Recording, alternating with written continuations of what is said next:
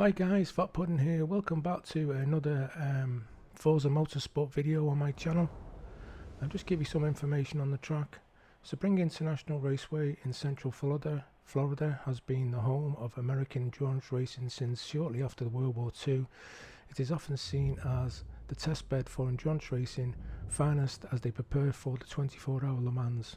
Over the course of more than half a century, its long straight technical turns and challenging racing services have been Americans' icon among the world's best known circuits. So I'll just give you some information on the race. I qualified second on the grid in the Ford GT. Can't really remember the lap time, but it was quite competitive. But the guy in front, this unleashed fury guy, he was I think he was about 2 seconds a lap quicker than me for the pole position. The current circuit we are currently racing on is the Sebring International Raceway full circuit, which is 3.7 miles, 5.95 kilometers. I'll also give you some information on the vehicle I am driving. This is off the wiki for the Forza Motorsport. The Ford GT was created to fulfill the most auspicious destiny in the world of motorsport, claiming victory at Le Mans, marking the 50th anniversary of the original Ford GT40's victory. The new Ford GT was built to prove that Ford can still dominate at the highest level of sports in car racing. So this vehicle, I think it was the stock, because this particular event was no tuning. So this car would be a 3.5 litre twin turbocharged V6. Stock is 630 brake horsepower, which is 539 pounds of torque, which is 731 newton meters. It's a mid-engined rear-wheel drive with a 7-speed transmission, roughly weighing about 2,890 pounds, which is just under 1,400 kilograms. So we'll get on with the race now. So I was trying to keep behind the guy on pole, but as you can see in the video, he was starting to pull away, and my priority was, because this was actually going to require a pit stop, which I wasn't aware of before the race, I was just hopefully just going to be doing a bit of tyre management, try and get some regular lap times in, consistent regular lap times, and the guy in third place will play a big part in this video, so we'll talk about that when the action arises. So as you look in the top left hand corner, you can see that this guy in third is 2.4, around 2 seconds ahead, and my concern was just basically just keeping that gap for as long as possible, because I knew this guy was quicker than me. So just trying to keep it consistent, try not to make any mistakes. But if you look in the top right hand corner, you can see that that gap is slowly coming down. So coming up to this corner here, I did have I did overbrake on this turn, because I think primarily when you're racing the game itself, you do start to feel like you are coming under a bit more pressure. The anxiety starts to kick in a bit more. You do start looking in your mirrors a bit too much, and you're not really concentrating on what you should be doing, which is just be looking forward, not checking your mirrors all the time. But as I'm using the cockpit view, I don't really have that awareness of my surroundings as much as you would be racing in the third person view that this game does actually provide. But with me using a steering wheel and not a joypad, I find this a bit better for me to concentrate. But there is a lot of sections in this track that you can easily make maybe 1 or 2 mistakes, and therefore it can actually impede your lap time. So coming up onto the back straight now, to the end of the second or third lap, I think it is. I did fill up the car for the whole duration of the race, so I wouldn't actually need to come in for extra time penalty with filling up the car itself for fuel. So it was just going to be just a tyre change. So Unleashed Fury now has got a very comfortable 4-second lead, and he, as you can see again in the video, he's pretty much on me now in the start of the third lap. and all I wanted to do now was make it as hard as possible for this guy to overtake me. So that basically would include covering the inside line of each corner and braking as late as possible for every turn. So it wouldn't be easy for him to either cut up on the inside of me. As you can see in the graphic in the center of the screen, he's on my left hand side now. So what I should be doing is pushing him more to the left as well within my right as a racer, and he should be slowing down and braking behind me. But broke a bit late on that corner there. Got a bit more of a chance to put on the power quicker than the guy in third to keep my position, and just basically just keeping him there as long as possible. But you will see in the video of what transpires. So keeping an eye on the graphic again, also checking my mirrors constantly. I knew I didn't have the pace. This guy was quicker than me, and I know I was impeding him, but at the end of the day I'm not going to let him past, because this is what racing's all about, and I wanted to win the race, or at least get a podium out of it. So coming up to the little technical section now, couple of left and right hand turns. This one I always seem to brake a bit too late and end up overshooting this corner, and then coming onto this the back straight again, and my concern was him being in my slipstream and he's going to be overtaking me. So what I end up doing is I end up pulling over to the right hand side, I think, but he ends up squeezing me and gets up on the inside, and I'm thinking, right, I'm going to have to brake earlier than him and cut up on the inside, which I do. Coming around the last corner, I do know he loses a little bit of grip because of where he's situated on the track. Cut up on the inside, and I'm back in my position just by a smidge coming past the start finish line, 0.1 of a second. So I'm still in second place, coming up to the start of the next lap, braking really late on that turn one and trying to hug the inside line to make sure that he can't make a move on the inside of me, but he ends up squeezing me again, pushes me a little bit to the right and then backs off again.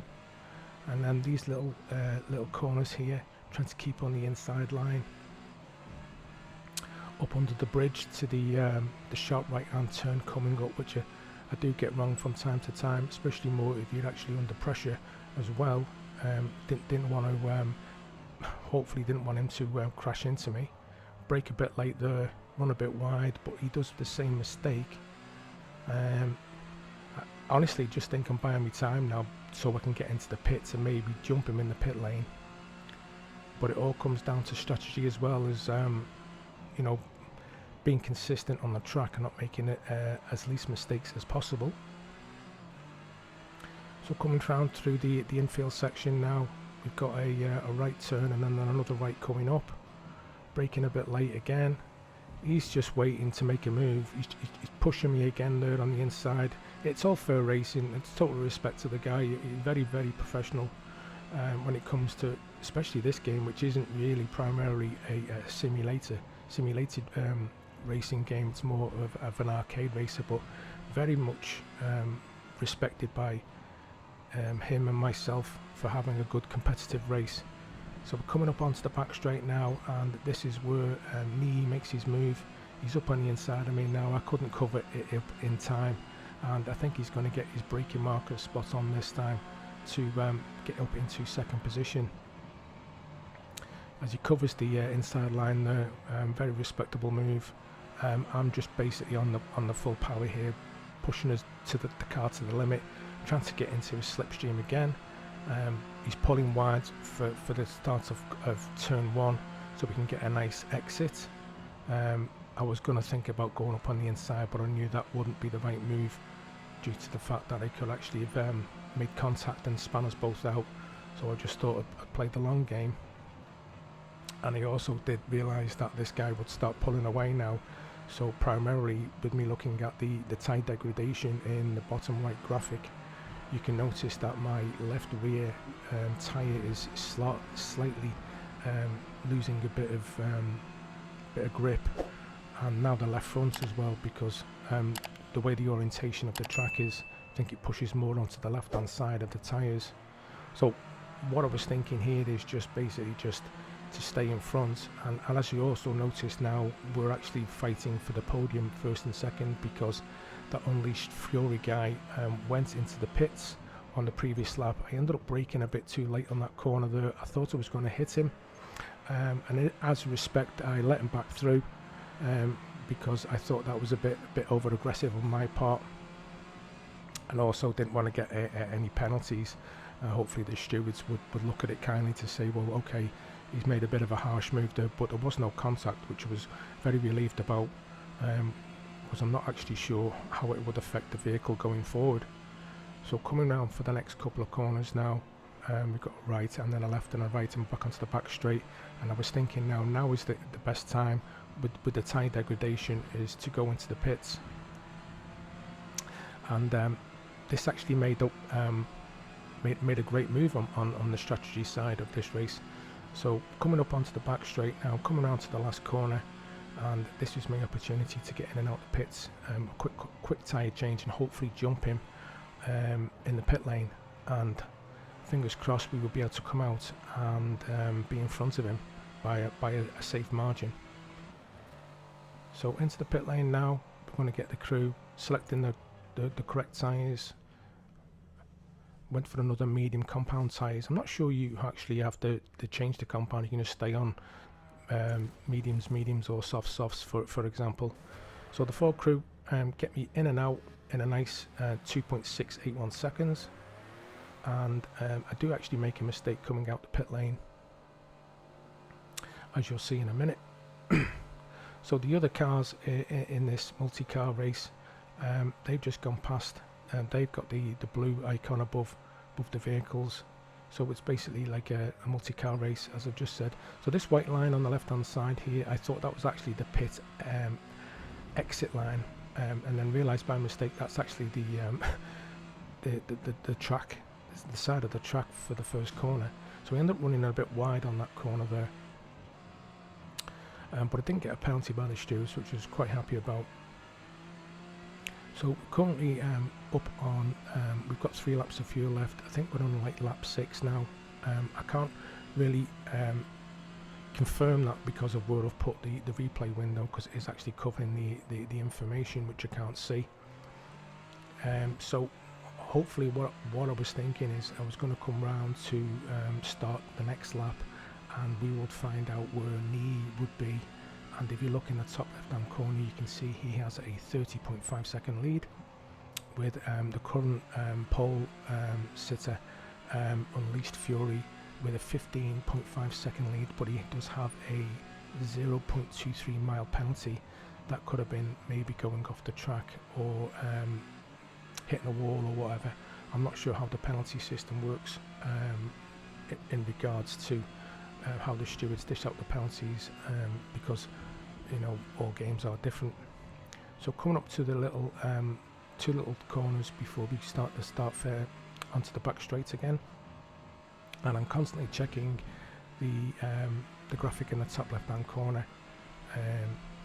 So we've had a change of 3rd place. I presume that guy has just gone into the pits. So coming down to the last corner now, and hopefully we will find out where knee is positioned. I wasn't actually sure if he came in the pits on this lap or it was actually the next one, but looking on the bottom left hand corner you can see there is a couple of vehicles in the pit lane. So back up onto the start finish line now, just coming past the pit lane on the right hand side, and if you look at the graphic again in the top left hand corner, you can see knee has actually been in the pits, and for some absolutely strange reason, which I will actually give you information on, I actually come out with just over a 4.5 second lead. Now what my thinking is that he should have come in the pits with me, because the tyre degradation on the vehicle must have been that bad. He's lost that amount of time on doing an extra lap. That was my thinking anyway, because there's no other reason for why he would be that gap would be so big between me and him. So anyway, what I wanted to do now, because I knew he was quicker than me, but not by a considerable amount, was to finish off the duration of the race but keep that nearly 5 second lead around that time to the end of the race, and hopefully get a really nice second position where I started at the original start. So just constantly checking the position marker, just making sure I'm driving within my limit, not overdriving the car. I have actually got a couple of the assists on the vehicle due to trying without the assists and finding it quite difficult to keep the car on the track because of my aggressive racing style. I do actually really like to push the car as hard as possible. I think that doesn't help with the tyres as well. But looking at the replay in the top corner, you can see I've still got over a 4-second lead, and I've only got 1 lap of fuel coming up left. So I was also thinking maybe I've been overdriving the vehicle and used a bit too much fuel, and I'm going to run out of fuel. Anyway, coming up to the last corner, if you look ahead now, just past the start finish line, there is a car ahead, but we're not actually racing him for position. That's actually one of the other cars in this multi-car race. So coming round to the end of turn 1, coming up to the this is the last lap now, but remember rightly, as it's a duration race, not the amount of laps you do, as I said in my previous video I did.